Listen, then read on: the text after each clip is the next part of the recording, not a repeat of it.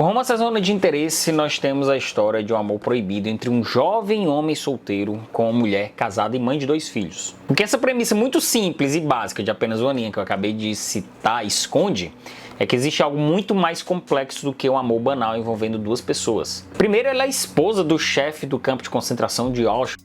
Segundo, ele é um oficial civil que foi lançado por influência da família aos quadros do poder alemão. Os 2 são nazistas. E no vídeo de hoje vamos nos debruçar sobre as questões envolvendo esse celebrado romance do escritor inglês Martin Amis, as relações sociais dos nazistas que comandavam o maior campo de concentração de extermínio judeu durante a Segunda Guerra Mundial, o conceito filosófico e político de banalidade do mal, cunhado pela Hannah Arendt, e também Carlos Drummond de Andrade. Esse livro, tal como outros que venho trazendo aqui no canal nos últimos tempos, ganhou uma adaptação recente para o cinema pelas lentes do diretor Jonathan Glazer, que está ganhando uma boa repercussão na temporada de prêmios. Então, se você caiu aqui por conta do filme, eu te convido a conhecer obras marcantes da literatura que acabaram se tornando obras marcantes também na tela dos cinemas. Acho que pode, inclusive, vai aumentar ainda mais a sua experiência conhecer diferentes versões artísticas da mesma história. Eu sou Darwin Oliveira e te convido a conhecer o nosso canal Seleção Literária. Temos vídeos todas as semanas, pelo menos 2 vídeos por semana, e aqui você vai encontrar muitas dicas de livros, resenhas e curiosidades literárias. Então aproveita para deixar o like nesse vídeo e eu já agradeço desde já todo o apoio de vocês. A Zona de Interesse é um livro que nos coloca nos arredores do campo de concentração de Auschwitz, mais especificamente um local fictício chamado KZ, uma espécie de cidade que circundava o grande campo de concentração e que servia de base para a vida social das lideranças nazistas que comandavam o local. Para nos conduzir nessa história temos 3 narradores. O primeiro deles é o oficial Angelus Thomsen, que é uma espécie de lobista berlinense, um ariano, sobrinho fictício de Martin Bormann, que foi secretário pessoal de Hitler. Parênteses, é importante eu frisar isso. Aqui no romance nós temos muitos personagens e lugares reais.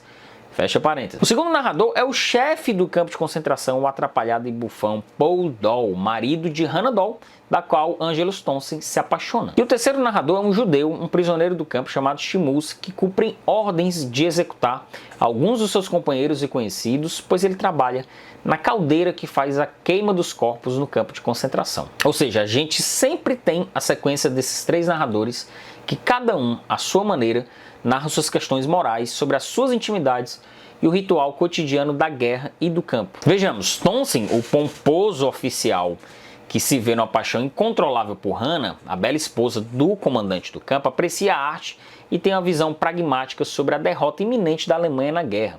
Em alguns momentos da trama ele é visto pelos outros como um traidor e que só subiu na vida muito rápido por conta da influência de seu tio com o comando central nazista.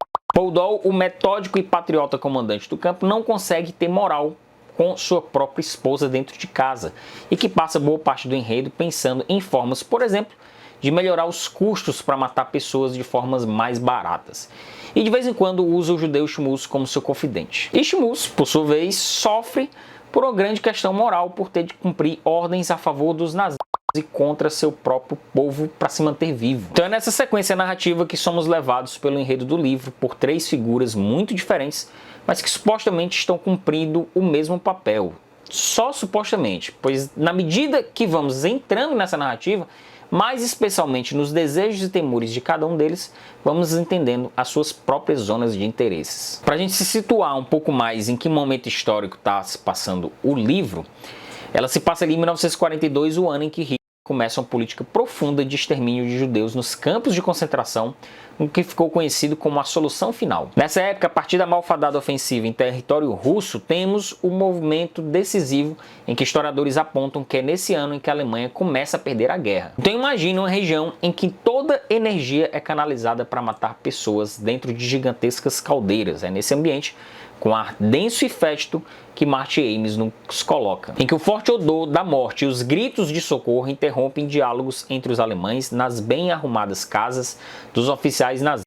Amis consegue impor um forte clima de horror, atravessando diálogos muito banais entre 2 militares alemães, por exemplo. O que foi motivo, inclusive, de críticas por ter banalizado ao extremo, às vezes de forma supostamente cômica, o Holocausto. O livro teve problemas para ser publicado na França e na Alemanha por conta das recusas das editoras que o publicavam até então. A acidez e o sarcasmo do texto estão muito mais em transformar os nazistas em figuras pitorescas, figuras exageradas nos seus modos e vis, do que propriamente diminuir o sofrimento do povo judeu. Ele até faz um prefácio muito sensível sobre isso ao final do romance, contextualizando sua pesquisa e algumas decisões que ele tomou para compor essa narrativa. Uma delas é de não usar a palavra Adolf Hitler, que faz bem, seria muito fácil se valer do nome próprio em personificar todo o mal no nome de uma única pessoa. O livro está mais preocupado em demonstrar o como aconteceu um crime dessa magnitude contra a humanidade, arquitetado de forma burocraticamente tão bem elaborada, do que trazer o nome do líder máximo para jogo, que certamente ofuscaria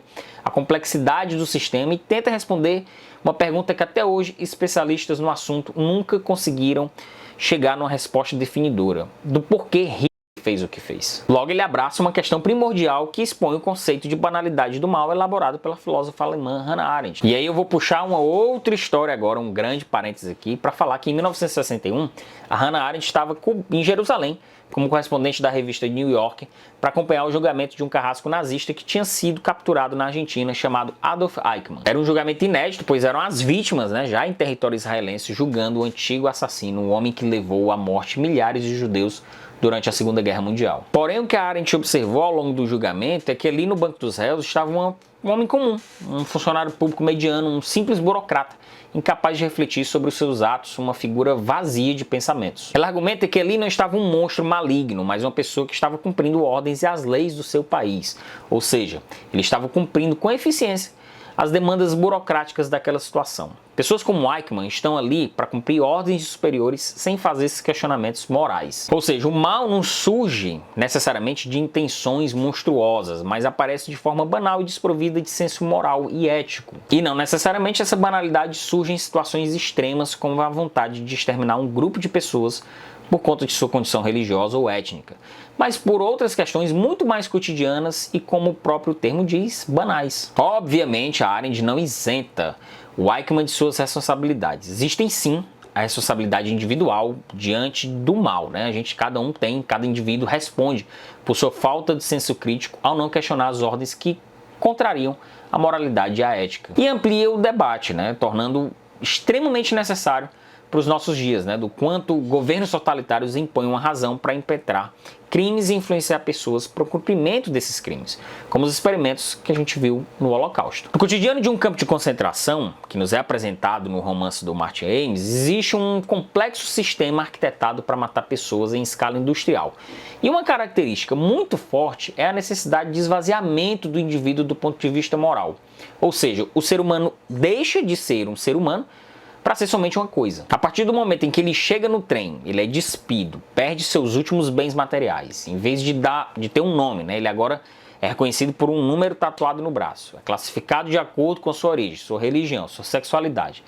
Depois vestido com uma roupa comum a todos, e emerge compulsoriamente num ambiente com uma atmosfera irreal, em que não existe mais um mundo externo, somente a realidade fictícia ali, imortal, impetrada pelo experimento totalitário no ambiente do campo de concentração. E pior, alguns desses prisioneiros fazem parte de uma chamada equipe especial para fazer às vezes de carrasco do seu próprio povo, tornando-os cúmplices da fábrica mortífera do campo. O nazismo degrada suas vítimas, tornando semelhantes a eles mesmos, como é o caso do nosso narrador aqui, o Shimuz. Mas para além do nosso entendimento sobre a banalidade do mal e o encarceramento do campo, o romance ele nos impõe uma questão muito dolorosa, que é a resposta incompleta ou inexistente do porquê tudo isso aconteceu, que eu comentei há pouco. Martin Amis explica no pós-fácil do livro que o como tudo isso aconteceu é bem dito por uma faixa de bibliografia. E os fatos do Holocausto eles estão postos incontestavelmente, apesar de que a gente confere aí negacionismos crescentes que temos visto nos últimos tempos. Mas os especialistas não conseguem explicar o porquê de tudo isso ter acontecido, Como bem disse Primo Levi, um famoso sobrevivente, escritor italiano, sobrevivente de Auschwitz, inclusive, é que quanto mais tentamos entender o porquê, mais buscamos justificativas e mais nos aproximamos das motivações nazistas. E claramente o Martin Amis se vale de tudo isso para criar uma obra desconfortante, para falar de um triângulo amoroso de pessoas tão nefastas. E nos faz perceber que assassinos também amam, Eu não vou dizer que são anti-heróis porque definitivamente o livro não dá margem para isso, Pelo contrário, faz uso do sarcasmo para brincar com a postura exagerada e verborrágica dos oficiais nazistas.